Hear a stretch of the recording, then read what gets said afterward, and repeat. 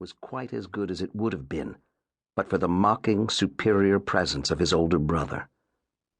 In all honesty, Tim did not doubt that he had tended to lord it over his little brother. Was there ever an older brother who did not?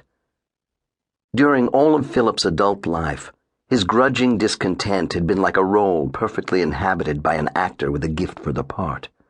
Somewhere inside, Tim wanted to believe the real Philip must have lived on, capable of joy, warmth, generosity, selflessness. It was this inner, more genuine self that was going to be needed in the wake of Nancy's mysterious death. Philip would need it for his own sake if he were to face his grief head-on, as grief had to be faced. But more than that, he would need it for his son. It would be terrible for Mark if his father somehow tried to treat his mother's death as yet another typical inconvenience, different from the rest only by means of its severity. From what Tim had seen on his infrequent returns to Millhaven, Mark seemed a bit troubled, though he did not wish to think of his nephew in the terms suggested by the word troubled. Unhappy, yes. Restless, unfocused, afflicted with both a budding arrogance and what Tim had perceived was a good and tender heart.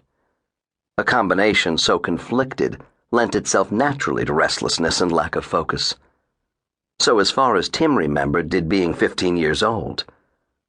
The boy was trim and compact, physically more like his mother than his father, dark-haired and dark-eyed, though presently his hair was clipped so short its color was merely some indeterminate shade of darkness, with a broad forehead and a narrow, decisive chin. 2 steel rings rode the outer ridges of his right ear. He slopped around in big T-shirts and oversized jeans, alternately grimacing and grinning at the music earphoned into his head from an improbably tiny device, an iPod or an MP3 player. Mark was devoted to a strange cross-section of contemporary music.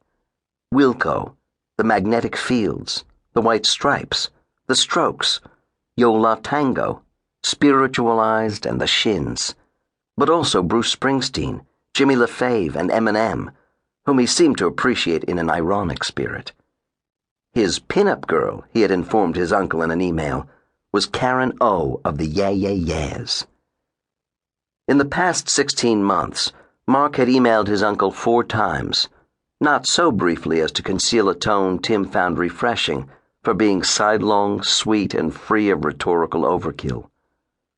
Mark's first and longest email used the excuse of a request for advice, Tim thought, as a way to open communications between them. From M. Underhill 697 at AOL.com to T. Underhill at nyc.rr.com. Subject: Speak, O wise one. Heidi-ho. This is your nephew Mark, in case you couldn't decipher the from line. So I was having this little disagreement with my father, and I wanted to ask your advice.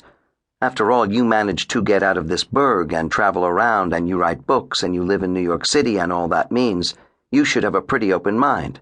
I hope it does. Because you and you alone will decide what I do next. My dad says he will go along with you no matter what. I don't know, maybe he doesn't want to have to decide. Mom says, quote, "Don't ask me. I don't want to hear about it," unquote. That's what Mom says. I turn 14 next month, and to celebrate my B-Day, I'd like to get a tongue piercing. One of my friends has a pierced tongue, and he says it isn't too painful at all, and it's over in a jiff. I'd really like to do this. Don't you think 14 is the right age to go out and do something dumb, provided you do think it is dumb to pierce your tongue, which I obviously do not? In a year or 2, I'll take it out and go back to being boring and normal. Or what do you say, move up to a cool tat? Waiting to hear from the famous Unc, M.